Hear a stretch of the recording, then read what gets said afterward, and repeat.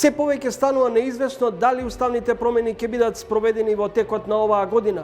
Доколку не се завршат уставните измени, односно промената на уставните измени до крајот на годината, паузира целиот процес на преговори со Европската Унија и можеме да влеземе во една ситуација на изолација. Изградбата на коридорот 8 и 10Д под диоптрија на домашната и меѓународна јавност. Замислете автопатот Скопје-Охрид, прикажувајќи го како некаков си етнички интерес на албанците, враќајќи еден дискурс на 90-тите кој што мислевме дека го надминавме. Тоа ме плаши. Ова другото со транспарентноста.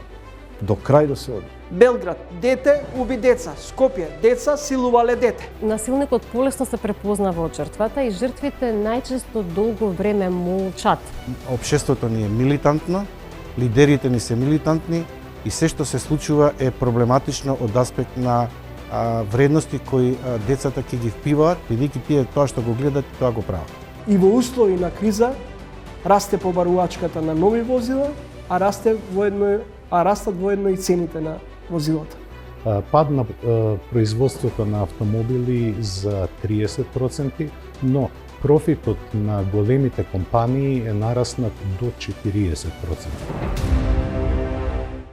Иако временска рамка до кога треба да се спроведат уставните промени нема, сепак владата си даде некаков рок до крајот на оваа година и до ноември поточно да бидат внесени бугарите во преамбулата на Уставот. Очигледно ќе биде многу тешко. За оваа тема, но и на други актуелни теми поврзани со македонските евроинтеграции, ќе разговарам со министерот за надворешни работи Бујар Османи. Господин Османи, што ако не се усвојат амандманите? Целосно ќе запре евроинтегративниот пат, ќе биде ставен во мирување на подолг период или имате како влада, говорам, план Б?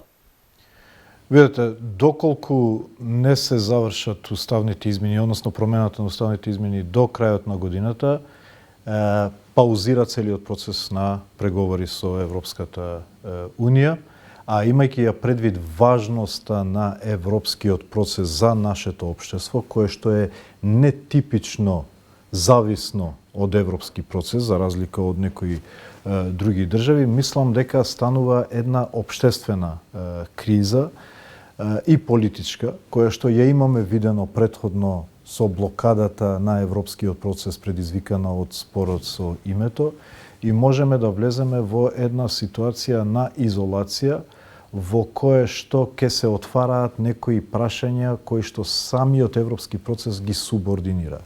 И тука не предвидувам добри динамики внатрешни и регионални како резултат на тоа. Помалку овој ваш првичен став во разговорот изгледа ултимативно, па дури заплашувачки за македонските граѓани. Не заплашувачки, туку ја се обидувам да им кажам на граѓаните тоа во што верувам дека ќе се случи. Прво, дека уставните измени не се контроверзни, не се ризични за никого. Напротив, само ја зацврстува нашата позиција како држава во која што заедниците и граѓаните ги имаат сите индивидуални и колективни права. Ние сме најдобри на тоа поле и со ова само се зацврстува таа позиција. Никому нема да фали влакно од тој процес.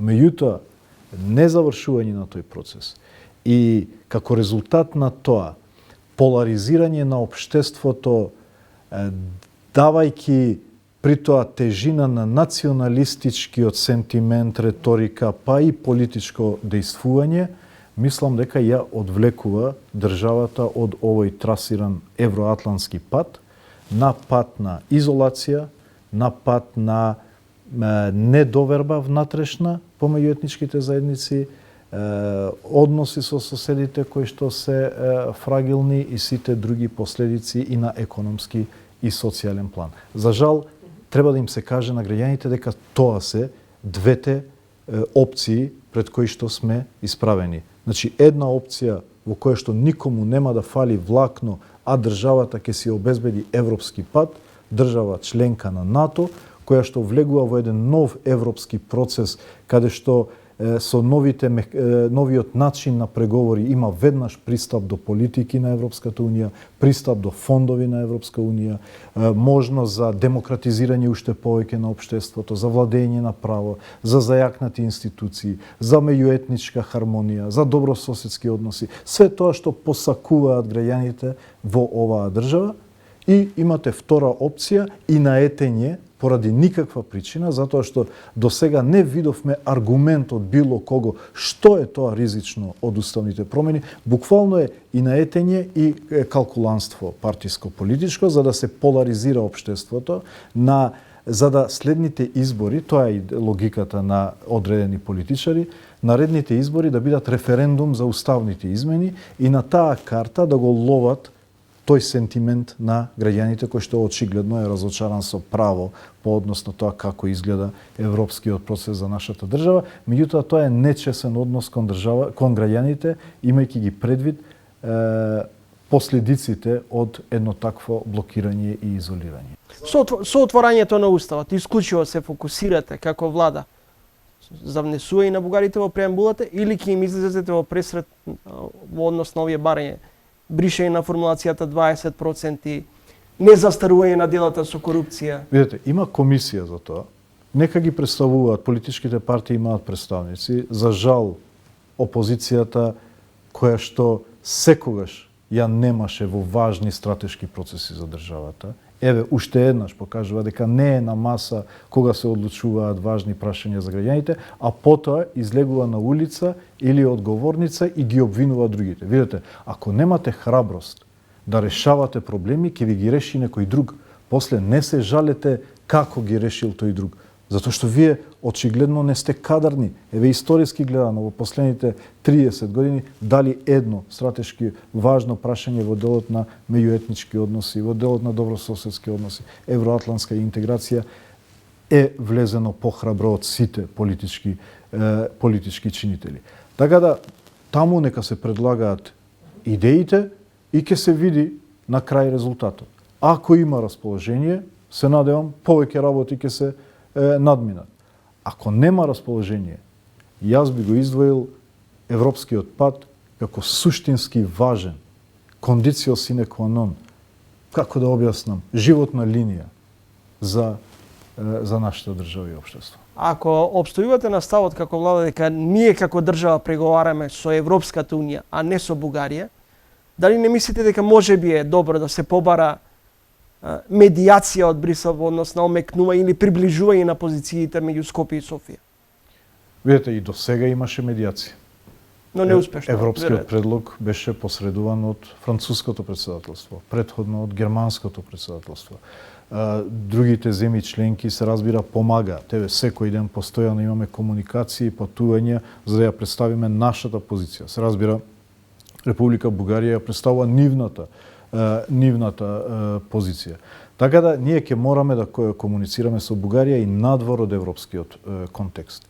И да не беше Европската унија, ние со Република Бугарија сме први соседи.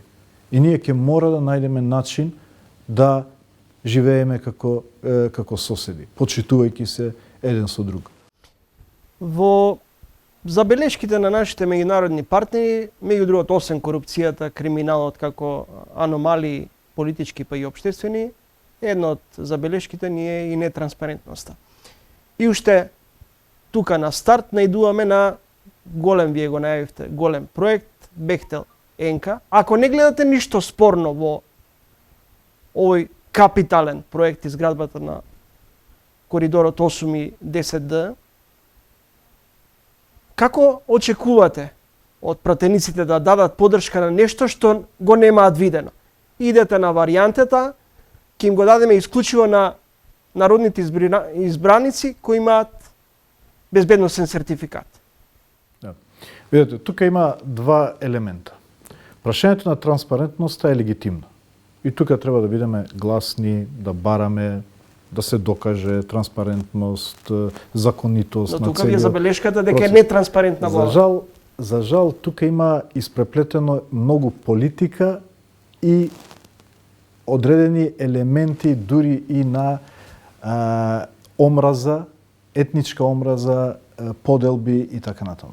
Замислете, имавме коментари од типот, значи зборуваме за автопатот кој го поврзува Скопје со Охрид. Најважниот наш туристички град. Сите сме сонувале кога би можеле еден ден да патуваме до Охрид, а да не мора да патуваме ни стража, нели? И сега ни се дава таква можност, заради тоа што има еден крак од Охрид до граница со Албанија, ја етнизираа целата тема и влегувајќи дури и во говор на омраза и етничка дискриминација, бидејќи очигледно има се уште стереотипи и предрасуди, кои што мислам дека ги злоупотребуваат одредени елементи кои што не се дел од националниот интерес на оваа држава, етничкиот интерес на македонците, на албанците и на останатите заедници. Тоа повеќе ме вознемирува. Значи, гледаме еден дискурс кој што не сме го виделе после 90-тите години. Затоа што рамковниот договор некако создаде табу да се чепка по етничките односи во дневната политика неограничено. За жал, опозицијата последно време ги надминува границите на светост, на етничките односи кои што ги постави рамковниот договор. И сега гледаме и по однос на јазикот, и по однос на прикажувајќи еден проект, замислете, автопатот Скопје Охрид, прикажувајќи го како некаков си етнички интерес на албанците, враќајќи еден дискурс на 90-тите кој што мислевме дека го надминавме. Тоа ме плаши. Ова другото со транспарентноста, до крај да се оди. До крај да се оди. И да се осветли целиот процес. Тука нема компромис. Ме плаши тоа другото. И мислам дека за жал и транспарентноста се злоупотребува во функција на претходното, на стереотипизирањето. Еден крак од Струга до Кјафасан создава цела оваа ситуација на животната, повторно ќе кажам, линија на артеријата на државата, автопатот Скопје Охрид. И место да бидеме среќни и задоволни дека конечно после 30 години ја најдовме најсериозната светска компанија да не однесе за саат и пол до Охрид, се создава целата оваа драма, за жал, преку други елементи кои што мислам дека се импортирани и злоупотребуваат. Министре, како политичарите па и обичните граѓани да веруваат во честната намера ваша, кога многу често нашите меѓународни партнери ќе речат корупцијата и криминалот е вгнездена во високите ешелони на власта? Видете, нема подобар механизам за борба против корупција од преговорите со Европската Унија. Нема подобар. Значи, светот нема создадено по-прецизен механизам за борба против корупција, освен исполнување на Копенхашките критериуми членството во Европската Унија. И сега ние велиме како влада, дајте тој процес да почне, за да може тие механизми, тие микроскопи и инструменти за осветлување и за борба против корупцијата да се активираат, и имате другата страна која што вели не, да не се активираат тие механизми. Сега прашањето е, кој се обидува да се бори против корупцијата? Нема друг начин. Све е пробано. Све друго е импровизација. Вие можете да ги донесете најдобрите закони. Доколку не ги имплементирате, вие немате резултат. Единствено докажано до сега инструмент за чистење на едно општество делумно од корупцијата е членството во Европската Унија, односно исполнување на критериумите за членство. Затоа ги правиме сите. Помалку оваа теза ви е погрешна, бидејќи сигурно дека и утре да станеме членка на Европската Унија, мет и млеко нема да тече во држава. Затоа реков делумно. Меѓутоа нема подобар механизам. Еве, кажете ми вие кој инструментариум е поефикасен отколку отварањето и затварањето на поглавја, односно исполнувањето на критериумите за членство во Европската Унија. И затоа се бориме за почеток на отварање на поглавјето.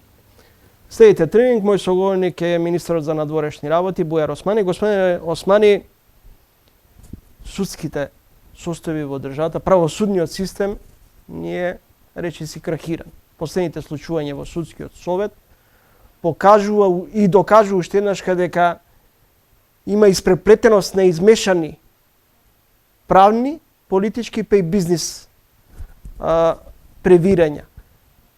Дали тука препознавате и мешање на партијата во изборот на суди, обвинители? Видете, изборот на шефот на обвинителството за организиран криминал, Абази. Судијата... Кој го избра Абази?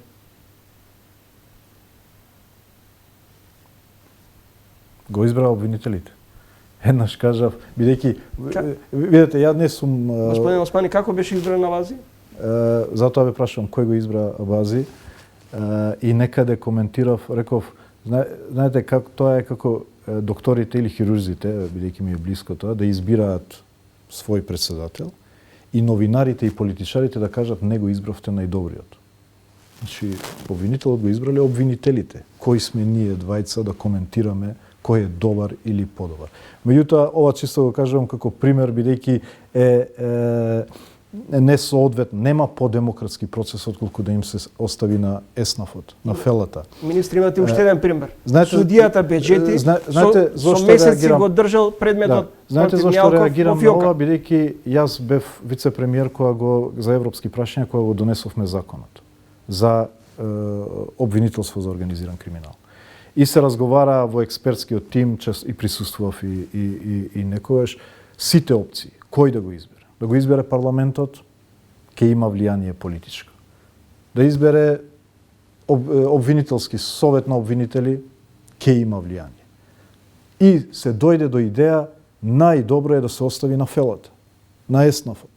Сами они да си го избират својот прв човек. И се разбира дека треба да се следи дали имало злоупотреба на процесот. Меѓутоа, по однос на законодавството, мислам дека отидовме на варијанта чистиот механизам и инструмент по однос на избор кој што нема да биде под влијание директно на Дали како владеачка гарнитура чувствувате одговорност за ерозија на правосудниот систем? Видете, ние како ДУИ, сега ќе се префрлам малку на партиската, не на како министер за надворешни работи. Знаете дека ја иницииравме идејата за ветинг на сите јавни носители на јавни функции. Значи целосен ветинг. Од обвинители, суди, политичари, функционери. Сите да мора да поминат низ еден систем на кој што е интероперабилен од сите институции и да добие пас, документ, кога се кандидира, кога станува дел од носител на јавна функција или после тоа. Еве уште бараме да се воспостави тој ветинг систем. Кој го спречува тоа да го спроведе? Значи треба да се усвои законот. Има и предлог закон кој што е подготвен и е даден. Се разбира, имаше одредени реакции од Европската унија, водејќи се од искуството на Албанија, кој што на некој начин го декапитираше судскиот систем, дека е премногу агресивен како пристап и може да доведе до дисторзија на системот. Меѓутоа, еве, одиме повторно на најрадикалната варијанта. Дајте да воведеме ветинг на сите, на нас политичарите, функционерите, обвинителите, судиите. Нема друг механизам. Еве кажете кој е тој подобар механизам. И континуирано бараме поддршка за ветингот и бараме поддршка од сите, еве и од медиумите, и од политичките партии, и од општествените чинители. Дајте еднаш за секогаш да ги затвараме овие шпекулации кои што се чисто заради дневно политички потреби. Вие сте на власт, а вие барате. Ние бараме, законот треба да се усвои со мнозинство. Треба да има поддршка од сите. Треба да има поддршка од Европската унија. Треба да има поддршка и од фелата, се разбира. Значи, ние сметаме дека најдобар начин да се затвараат конечно овие шпекулации, овие вперувања прст, секојаш кога ќе им е потребно и во интерес на некој, е преку ветинг на сите. Дајте сите да поминеме низ филтерот. Кој нема да помине, ќе се види јавно. Министре, ве прашав за уставните промени, доколку не се успее во намерата да се направи измена на највисокиот правен акт, дали лидерот на ДУИ Али Ахмети размислува за избори во септември или октомври? Избори ќе има во редовниот термин, пролет идната година. Нема да има предвремени парламентарни избори. Во минато неделното интервју и гостување на екс-министерот за надворешни и член на извршниот комитет Милошовски на ВМРО ДПМН, рече дека со дури ако дојдеме на власт или добиеме поддршката, нема да правиме коалиција, бидејќи дури е синоним за корупција. Но очигледно дека политиката сепак ги поврзува партиите. Политиката е всушност пред се, а не граѓаните. Видете, по однос на корупцијата треба да кажуваат институциите. Мислам дека ова е веќе виден филм. Секојаш партиите во опозиција вперуваат прст. И СДСМ кога беше во опозиција, вперуваше прст кон ДУИ, сметајќи дека така ќе ја дестабилизираат владата. Истата оваа стратегија име на ВМРО, која што некој им ја кажал од тие пиар експерти, нападнете го ДУИ или пак кажете дека ова е влада на ДУИ, со помал партнер СДСМ, затоа што така ќе ги иритирате граѓаните од македонско етничко потрекло. Меѓутоа се гледа дека е многу прост пиар трик, кој што граѓаните лесно го дешифрираат, го откриваат. Мислам дека покажуваат сериозна неодговорност кон државните интереси, кон една нормална политичка комуникација. Критикувајте со сите сили. Не манипулирајте. Немојте со лажни вести и немојте да атакувате посветите прашања на ова општество, меѓуетничките односи и евроатлантските интеграции.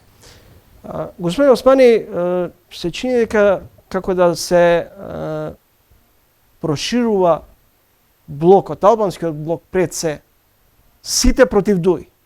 Денове се зборува дека алтернатива и БСС во разговори за ширење на коалицијата. Вашиот сопартиец и така наречената огнена група силно ве критикува за начинот на кој ја практикувате власта. Стравувате дека полека ви се спрема опозиција? Видете, многу е важно да се зборува со факти. Еве да ги земеме резултатите од последните избори. 90% од представниците на албанското гласачко тело од минатите избори се заедно во владата. ДУИ и Алијанса за албанците. Сите други се околу 5 до 10% од албанското гласачко тело.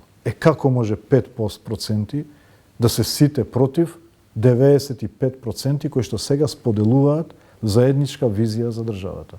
Значи, ние го лансиравме фронтот за Европа токму поради тоа, да ги здружиме сите европски сили во оваа држава, бидејќи се почувствува ризик дека се повеќе дебатата, диалогот во општеството станува црно-бел за Европската Унија и против Европската Унија, односно за изолација и некои си источни аранжмани.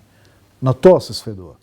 И затоа ние рековме, ако е така, дајте да видиме кој е за Европска Унија и кој е за Евроатлантска република Северна Македонија, и така Алијанса влезе во владата. И сега имате 90% од представниците на албанците имате во влада. Тие другите исто така е отворена име вратата да бидат дел од тој фронт, како и сите други македонски политички партии кои што сметаат дека источните аранжмани за оваа држава не значат перспектива, туку напротив, значат голема трагедија. Кој има контролата на теренот во Чаир? Бујар Османи или Изет Меџити и така наречената огнена група? Али Ахмети.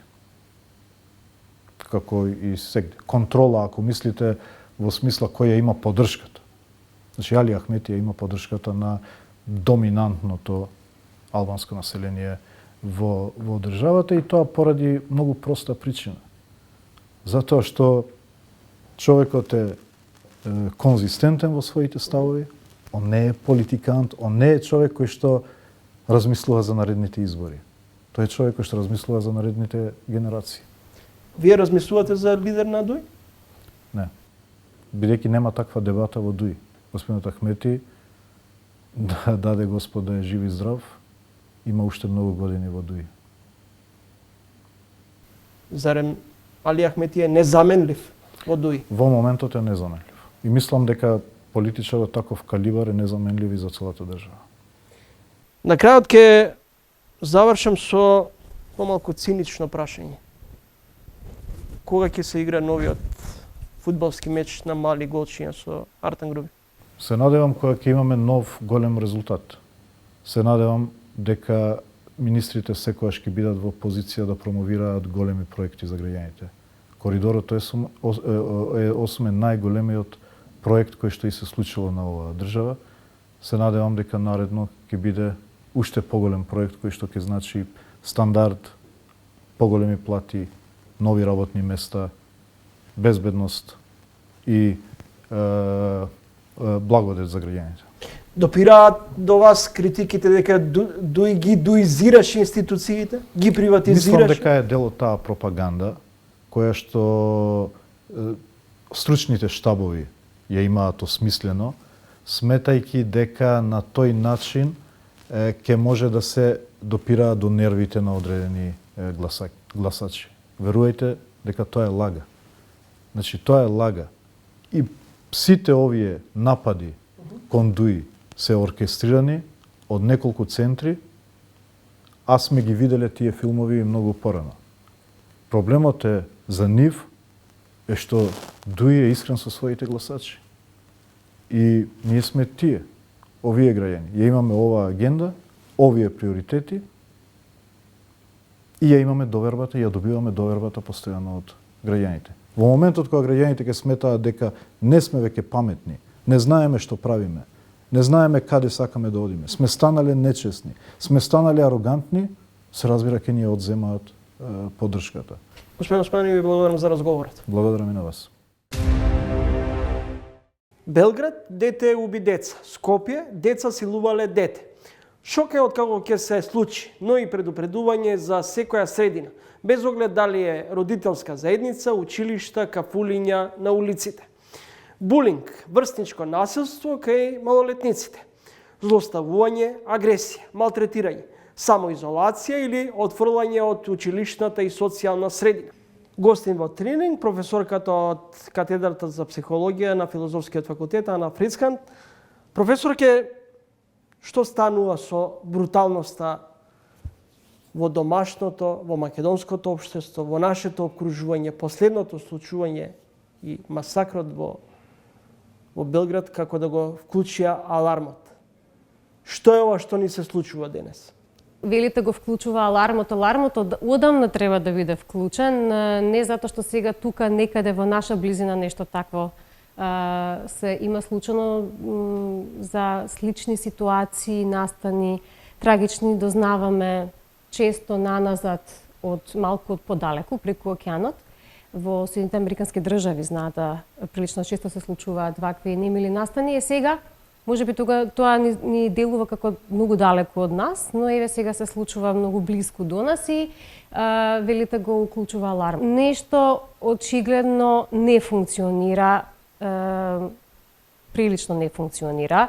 Сакате да го гледате тоа на ниво на поединец, да го анализирате, сакате на ниво на група или општество, меѓутоа по мене алармот одамна треба да е вклучен, затоа што и кај нас се случуваат настани кои треба да ни бидат доволно не само информативни, туку алармантни, за да се запрашаме на каде движиме како општество. Дали општеството ни е отапено? Што пропуштило семејството? Дали е проблем до системот?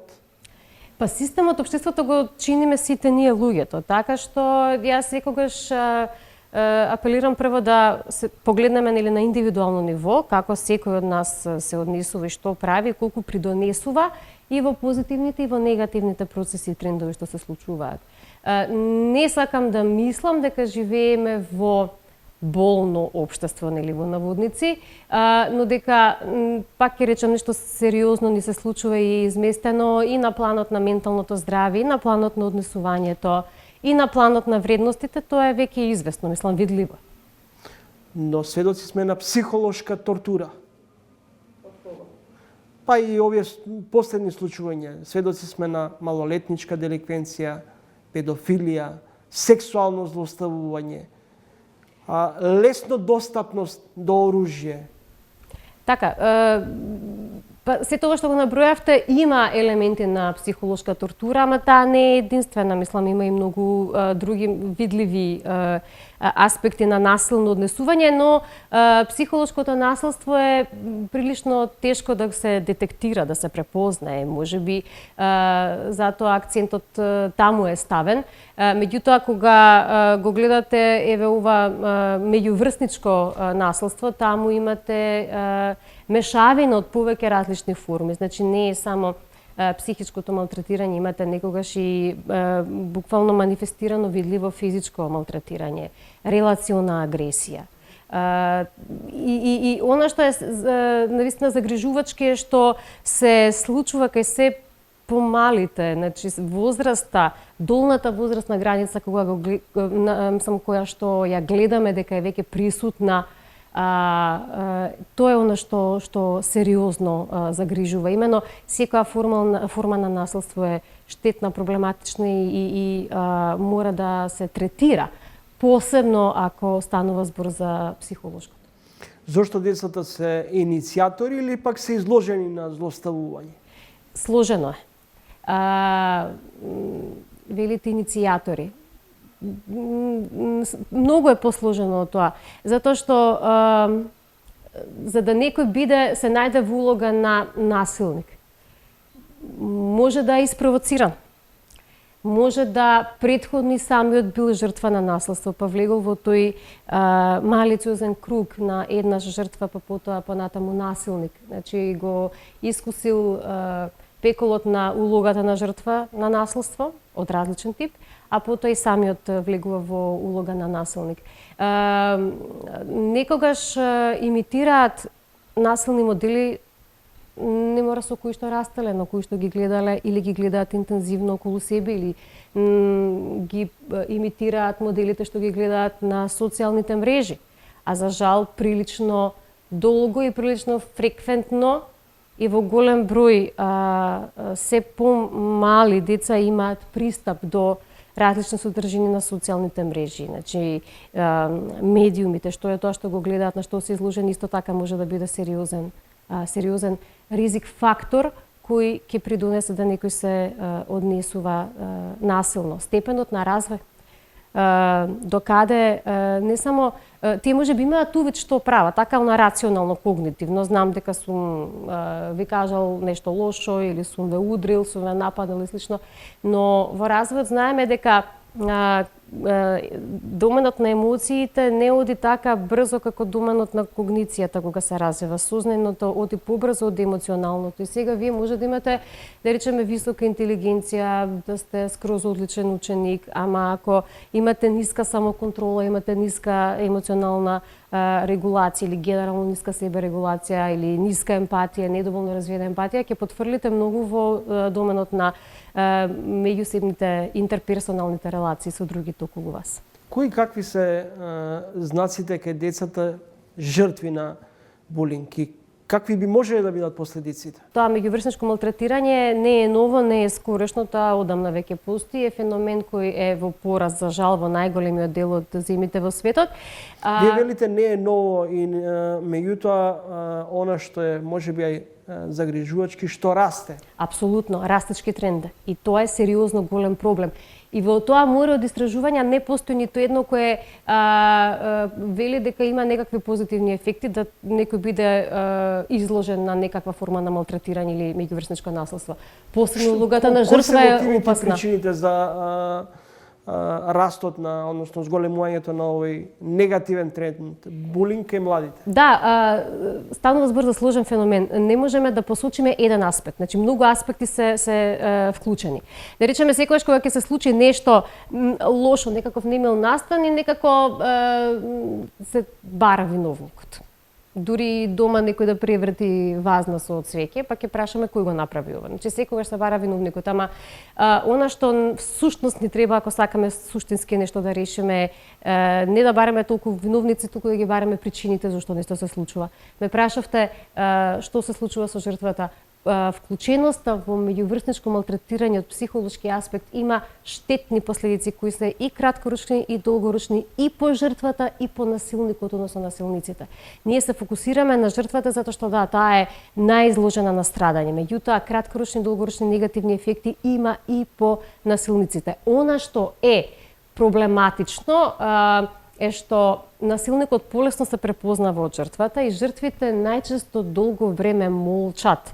Додека да каже детето дека трпи насилство од некој, не знаеме колку време поминало и што се случувало во тој временски период кој поминал. Професорке, психопат кој треба да се смири, изјавил убиецот на довчерашните соученици. Многу фактори се тука вклучени, верувајте. Мора да се погледне семената динамика. Кога се истражува ваков комплексен феномен, се гледа училишната клима.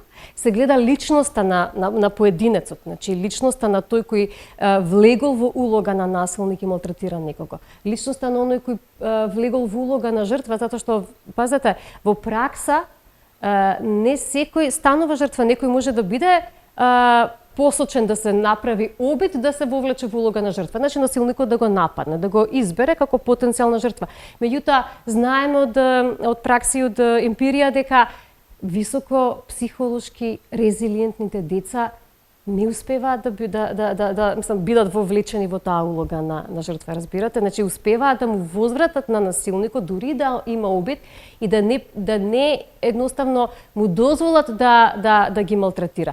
Така што колку сме психолошки резилиентни, односно отпорни, е страшно многу важно и за одржување на менталното здравје и за вакви исходи. Дали ќе дозволиме некој да не малтретира, дали ќе ја прифатиме улогата на жртва, затоа што и насилниците не напаѓаат рандом било кого случајно. Тој точно избира кој би можел да биде потенцијална негова жртва. Дали општеството, односно пред се луѓето, се повеќе меѓу себе се отуѓуваат, се затвораат во себе? Индивидуално сме различни, ама она што ни го покажа пандемијата која веќе заврши, од која излеговме, ни ги покажа сите слабости и на индивидуално ниво и на ниво на општество. И токму тука видовме колку некој, пак ќе се вратам на тоа, е отпорен и може да се справи со стрес, колку има стабилно ментално здравје, затоа што менталното здравје не е само отсуство на болест, туку е како колку сме ние, каква е нашата емоционална, социјална благосостојба, психолошка благосостојба, значи како реагираме кога сме во состојба на стрес, каков квалитет на релации градиме со другите луѓе. Значи како пристапуваме едноставно, како се однесуваме во секојдневието, така што некој дури и подобро функционира кога е повеќе, да речеме, само. Значи, само свесно се осамува на некого. Многу му треба група, многу му треба друштво. Сега зависи во кој период од животот сме. А кога сме адолесценти, посебно во рана адолесценција, тоа се 12, 13, 14 годишна возраст, многу им требаат врсниците. Не толерираат и не прифаќаат така лесно и смирено да не бидат дел од група, да бидат исклучени од група, па степенот на конформирање со групните норми и вредности, барање и притисоци од врсниците е прилично висок на таа возраст. Така што врсниците се во тој период на адолесценција најмоќните, најдоминантни агенси на социјализација, така што едно е да возрастен човек, да речеме, избере да биде сам или да мора под одредени околности да функционира малку поделено од групата негова, а сосема поинаку е тоа за децата и за адолесцентите. Како да се врати човечноста кај родителите, да се намали агресивноста кај младите, да се ресоциализираат младите кои очигледно како да го губат компасот? На многу нивоа треба да се действува, ама јас пак повикувам на тоа секој да го даде максимумот од себе во делот кај што е најповикан да го даде. Значи, како родител да имам квалитетна релација, да градам квалитетна релација со моето дете, значи да покажувам интерес, да ја развивам меѓусебната доверба, квалитетната, ефикасната комуникација, да бидам присутна за детето тука, да слушам што сака да ми каже и тогаш кога молчи. Што ми кажува со молчењето? кога сме кај родителството. Дали родителите си ги познаваат децата? Па, задолжително би требале да се ги познаваат децата. Најдобро би требале да се ги познаваат токму родителите децата. Ама тоа е нешто што се гради од сам старт во животот, многу рано. Ако почнеме таа релација да ја градиме кога ќе додат во средно училиште или кога ќе подпораснат, сме задуцниле малку. Затоа што во развојот, колку порано нешто почнете да стимулирате, толку подобро. И се разбира, колку порано нешто почнете да коригирате, исто така толку подобро. А најдобро е да не морате ништо да коригирате. После трагедијата во Белград, социјалните мрежи се преплавени со коментари. Она што можев да го забележам, големо количество на омраза, гнев, агресија, самобендисаност каде од оние кои пишуваат, коментираат, анализираат. Дали станавме луѓе за се и се што да знаеме и во се да се разбираме? Очигледно сме, не сакам да генерализирам, затоа што тоа не е добро да важи за сите, меѓутоа очигледно голем дел од луѓето се преполни со негативни емоции, со напнатост. Сето тоа ви укажува на која некаде мора да излезе, на некаков начин излегува. За жал гледаме многу почесто неконструктивни, деструктивни начини на кои тоа се манифестира, нека и вербално. Знаете, не е доволно само дома вие да работите со детето. Да, нужно е да разговарате. Затоа што ако на вас како родител не ви се довери, искрено не ви се отвори, не комуницира со вас, не само за убавите работи, уште повеќе за неубавите, за проблемите, што останува за другите? Сега знаеме дека во адолесценција сакаат и се најчесто поблиски со врсниците, отколку со родителите. Меѓутоа, без оглед на се, таа релација мора да функционира. Да функционира на доверба која мора многу рано да се изгради. И тоа вие како да пливате во река. Кога учат децата да пливаат, родителот е прво покрај нив, така, не ги пуштаме сами да пливаат, па ќе научи, па ќе почне да плива и само. Значи, тоа се оние вештини, она отпорност која треба да им ја изградиме уште од мали нозе, за да можат потоа без нас, бидејќи како што растат, родителите нема да можат 24/7 да бидат со нив и не ни треба да бидат. Ви благодарам за гостувањето во емисијата. Благодарам за поканата. Секој трет адолесцент по пандемијата има симптоми на депресија, а 42% се пожалиле на анксиозност, покажува студијата на УНИЦЕФ и Универзитетската клиника за психијатрија од Скопје. Зошто анксиозноста и депресијата се повеќе присутни кај младите? Малолетничка деликвенција, педофилија, сексуално злоупотреба. На овие прашања и дилеми разговарам со Драги Змијанац од детската амбасада Меѓаши. Нарушено ментално здравје, децата се препуштени сами на себе, оттуѓување на децата од родителите и обратно. Стручните служби недоволна работа со децата, насилство гледаме во медиумскиот простор, насекаде во светот. 2 малолетни деца под 14 години силуваат другарче на 8 години, кривично неодговорни, го споделуваат тоа видео. Ученик во Белград, малолетен, убива своји соученици, кривично неодговорен. Секако не е само вината, туку и одговорноста. И дури да има кривична одговорност, ако се повторуваат вакви настани, значи имаме дефект во воспитниот систем, образовниот, општествениот. Дали недоволно се посветува внимание на децата, дали немаме доволно време да разговараме со нашите деца, дали стручните служби не се доволно интерактивни со своите ученици во училиштата, дали имаме премногу оставен слободен простор во социјалните медиуми без одредена родителска контрола и надзор, посебно за малолетни деца, дали децата впиваат се она што гледат и се рефлексија на општествените нарушени вредности, да не кажем и неморал, дали милитантноста и оружјето кое слободно можат учениците да го користат без родителски надзор, е резултат на сето ова, треба да одговорат стручните луѓе, експертите, но она што можам да го констатирам е дека не само родителската одговорност и контрола, која е неопходна, имаме отсуство на сериозен пристап во содржините кои децата ги впиваат, не само во медиумскиот простор, отворете телевизија ќе видите насилство, многу малку едукативни програми, многу малку превентивни програми, многу малку интерактивно со децата, користење на слободно време низ креативни работилници, дали се тоа форум театар, дали се тоа денс театар, дали се тоа работилници некакви каде што децата ќе можат да се чувствуваат сигурно, слушнато и разбрано. Малку се разговара со децата, меѓуврсничкото насилство е многу присутно, не само во училиштата и предучилишните дворови и во сајбер просторот.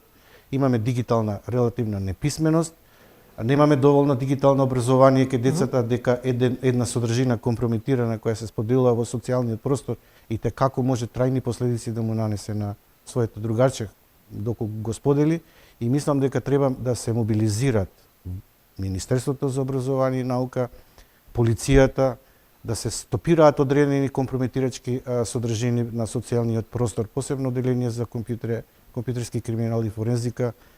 Тука има работа и за социјалните работници, точно треба да детектираат семејства во ризик, за да можат стручните служби да имаат дојава за да се работа со тие деца кои се во проблематично обкружување и со родители кои не секогаш се кадарни и способни да ги воспитуваат и образуваат децата. Секако моделот на воспитувач во градинките, кај што децата ќе добијат први животни искуства и вештини, се многу важни, но исто така морам да нагласам дека општеството ни е милитантно, лидерите ни се милитантни и се што се случува е проблематично од аспект на вредности кои децата ќе ги впиваат, бидејќи тие тоа што го гледат и тоа го прават. Дете уби свој соученици во Белград, деца во Скопје сексуално злоставувале дете. Колку ни се безбедни денес децата? Денеска се повеќе се изложени децата на ризик, не само од врсничко насилство, туку и од соученици кои не го препознаваат врсничкото насилство, дека изборовите можат да повредат. Децата некогаш се повлекуваат во себе и се случуваат ситуации на насилство кое не може да се контролира. Тоа се случи и во Белград. Значи, имаме, повторно ќе кажам, еден систем на нефункционалност во следење на развојот, правилниот раст и развој на децата. Од градинка во домашни услови, многу малку ќе кажам родителите и разговараат и посветуваат време за своите деца, не ги детектираат одредените појави кај децата и одредените симптоми каде што детето можеби е жртва на булинг или сексуална злоупотреба, а не го препознаваат тоа. Нема добар пристап на ресоциализација на децата жртви и децата насилници и едноставно тоа се репродуцира. Господин Змијанац, ви благодарам за гостувањето. И јас вам за поканата. Добре ден за Крунмислав Мишко Барзов, одличен познавач на состојбите во автомобилизмот. Европската унија планира до 2035 целосно да го исчисти пазарот со дизел и безоловен бензин, но проценките се колку е тоа реално да се случи во овој временски период, имајќи во предвид дека се уште одредени проценки се дека рокот е краток, а се уште ова индустрија не е подготвена да се прилагоди на новите стандарди. Се слагам со вашето мислење. Да, законот е донесен веќе во Европскиот парламент дека треба да се укинат сите возила со фосилни горива, односно со мотори со внатрешно согорување до 2035 година, но неодамна на состанокот на министрите за транспорт во Стокхолм се случи една мала побуна, да кажем, која предводеше Германија, начело со нивниот министер за транспорт, кој побара одложување на овој закон. Експресно на тоа се надоврза и Италија и Франција. Многу е лесно да се наметнуваат норми кои се нереални, затоа што автомобилската индустрија е една од најсилуваните индустрии во целиот свет. Со наметнување на така наречени зелени прописи, правила, еколошки прописи и така натаму. Но не смее да се заборави дека автомобилската индустрија цело време ги развија технологиите во име на екологијата, но и државите се борат да ги задржат работните места. Се даде уште една нова временска рамка, а тоа е до 2025 сите возила да се Електрифицирани. електрифицираат. Точно, и многу производители работат во тој смер. Но електрификација не значи потполно префрлување само на електричен погон. Под електрификација се разбира и хибридните возила, кои ги имаме два типа, самообновливи и хибриди кои се полнат како електрични возила. Така да ова е реално до 2025 да се електрифицира целата гама на возила, но треба да разјасниме една работа. Тоа ќе се случи само во рамките на политичка Европа, не во рамките на географска Европа. Така да, технологиите на мотори на внатрешно согарување уште остануваат во игра. Пред се ова е елитистичка одлука која се однесува на популација, да кажеме, некаде под 1 милиарда жители. Се однесува на Европската Унија, на Америка и уште некои развиени средини. Но не се однесува на целиот свет. Има ли доволно приклучни станици за овие нови модели на автомобили на струја? Тука е големиот проблем повторно екологијата. Затоа што пред се струјата се произведува од нечисти извори, од фосилни горива или пак од руди. Така да не може да зборуваме за потполно еколошко решение. Да, тоа се моментални решенија кои овозможуваат миграција на загадувањето од градските средини во средините каде што се произведува електричната енергија. Но, да се вратиме на првото прашање околу моторите со внатрешно согорување. Има неколку технологии кои се развиваат и доста се успешни. Пред се тоа е технологијата на водород и технологијата на синтетички горива, така наречени е-горива. Тоа значи дека целиот волумен на загадување ќе остане на исто ниво со горивата, со синтетичките горива, бидејќи за нивна изработка потребна е голема количина CO2 која се зема од атмосферата, така да ќе се избалансира сегашната состојба на CO2 во атмосферата. И втора интересна технологија е водородната, која овозможува две солуции. Првата е на впрскување на водородот во самите цилиндри, со што се зголемува експлозивноста на самото гориво, така да и потрошувачката и еколошкиот отисок е многу понизок отколку само со фосилни горива да се возат автомобилите. И тука уште едно прашање околу енергетиката се наметнува. Тоа е цената на чинењето на водородот и инфраструктурата за одржување на течниот водород. Но сведоци сме дека во Соединетите Американски држави цела една атомска централа сега ја преусмерува својата работа на производство на течен водород, што би значило во една временска рамка од 5 до 10 години цената на течниот водород да се сведе на $1 по килограм. Со 1 килограм течен водород можно е да се поминат повеќе од 45 до 50 километри со сегашниот развој на технологијата. А Барзов, дали нафтеното лоби па и владите притаено работат и натаму да се употребуваат дизелот и безоловниот, се со цел дека најголем дел од владите сепак наплаќаат акцизи од нафтата? Не можам да кажам дека е тоа притаено, но се работи за интереси, се работи за огромни средства и се работи за огромен временски период во кој е вложувано многу за развој на моторите на внатрешно согорување.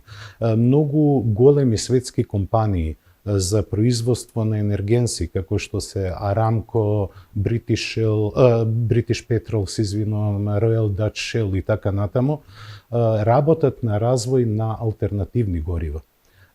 Така да се уште е рано да се прогнозира дека само од едни профитерски услови да се гледа низ аспектот само на профитерско размислување.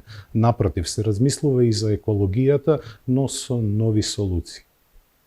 А што се однесува, се извинувам, што се однесува до електричните возила, инфраструктурата на полнење е проблем и голем предизвик за сите земји, а веќе е заблуда дека полнењето со струја е ефтин спорт.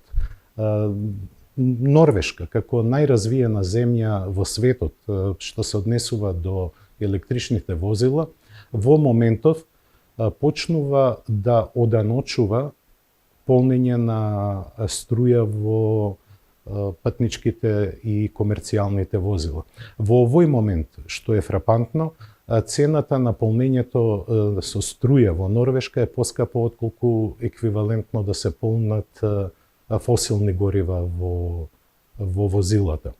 Капацитетот на автобатериите за струја не дозволува според одредени проценки да се поминат повеќе помеѓу 300 и 500 километри непрекинато возење.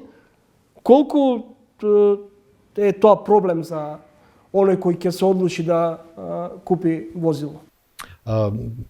Електричните возила се прекрасни кога се возат во градска средина, но предизвикот е да се поминат поголеми дистанции. Сега во моментот поголем предизвик за автомобилската индустрија е да направат адекватни програми за следење на ситуацијата на одредени места за полнење и капацитетот на батеријата, за да ви пресметаат едно идеално траекторирање на вашето патување. Така да, се уште патување на долги патеки со електрични возила е предизвик од епски размери. Барзов, според одредени проценки и анализи, минатата година се продале околу 7500 нови возила, но според проценките опаѓа трендот на купување на возила на старо или набавка на оние така наречени, ја би ги нарекол крш возила кои ги увезувавме од Бугарија и од другите западноевропски земји. Како го објаснувате феноменот на и во услови на криза расте побарувачката на нови возила, а растат воедно и цените на возилата? Тоа е принцип на врзани садови. Целата индустрија во последните години, во последните 4 години или од пандемијата па наваму е во еден услов на мобилност и на многу предизвици пред неа. Пред се тука е проблемот со набавката на неопходни посебно електронски компоненти за автомобилите, кои се повеќе ги имаат во себе, и тие се едни сложени компјутери веќе, не се само автомобили. Второ е намалувањето на обемот на производството, а и предизвиците на поскапувањето не само на енергенсите, туку и на транспортот и на рудите кои се неопходни за изработка на автомобилите, од челикот па натаму. Во овој случај ние имаме од 2019, ако една паралела да повлечеме, пад на производството на автомобили за 30%, но профитот на големите компании е нараснат до 40%.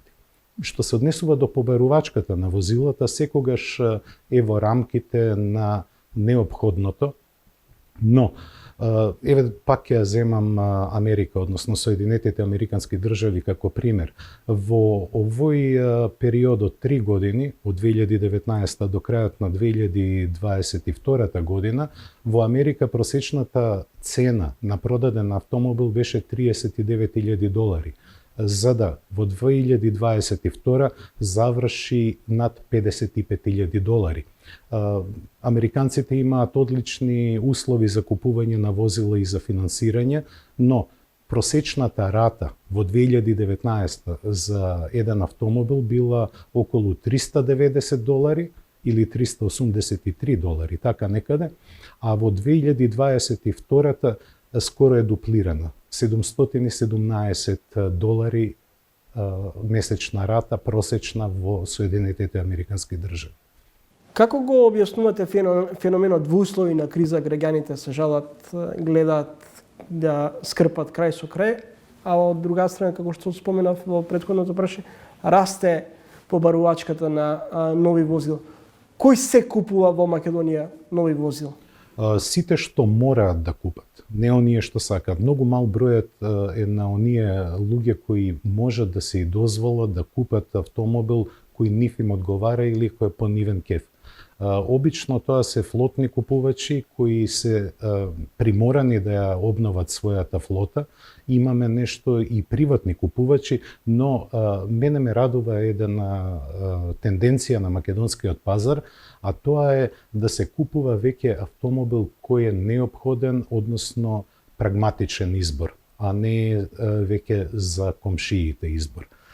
Пошто веќе следите тренинг, мој гостин е Мишко Барзов. Колега Барзов, како успеавте за речиси релативно кратко време да се стопите, условно кажано, од 150 кила на 70 килограми? И како денес ја одржувате килажата? Тренд во автомобилската индустрија е даунсайзинг, намалување на големините.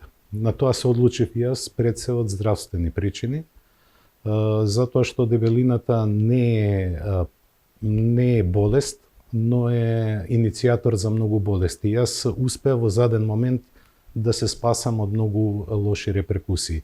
Се одлучив на зафат кој се вика баријатриски со скратување на желудник.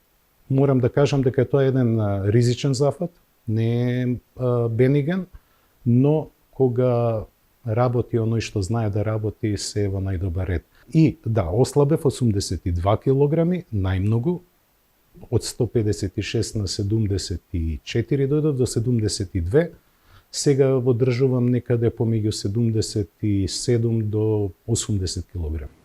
Знаете да одолеете на јагнешко, јунешко, Не, на ништо не одолувам, само си го слушам организмот и јадам кога ми се јаде, а не кога е време за јадење. Ви благодарам за гостувањето во емисијата. Ви благодарам на поканата. Почитувани гледачи, тоа беше Мишко Барзов, автор на Автомагазин. Тоа беше се за вечерашното издание на Трилинг. Довидување до идниот петок во исто време, 20 часот и 45 минути.